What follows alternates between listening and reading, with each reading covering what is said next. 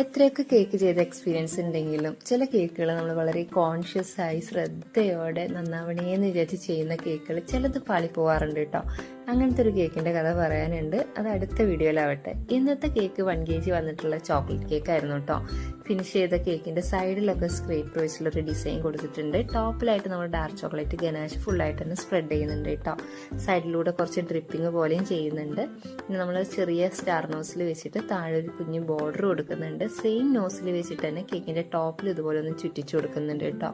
കുറെ കാലങ്ങളായി ഫ്ലവറൊക്കെ ചെയ്തിട്ട്, അപ്പൊ ഇന്ന് ഇതിൽ ഫ്ലവർ ചെയ്യാന്ന് കരുതി ലൈറ്റ് ബ്ലൂ ഷെയ്ഡിലാണ് കേട്ടോ ഫ്ലവർ ചെയ്തിട്ടുള്ളത്. ഇങ്ങനെ 2 ഫ്ലവർ കേക്കിന്റെ ടോപ്പിലായിട്ട് വെച്ച് കൊടുക്കുന്നുണ്ട്. ഫ്ലവറിന് ചുറ്റുമായിട്ട് ലീഫിന്റെ നോസിൽ വെച്ചിട്ട് 2-3 ലീഫും കൂടി അപ്ലൈ ചെയ്തിട്ട് നമ്മൾ കേക്കിന്റെ ലുക്ക് ഏകദേശം കംപ്ലീറ്റ് ചെയ്തിട്ടുണ്ട്.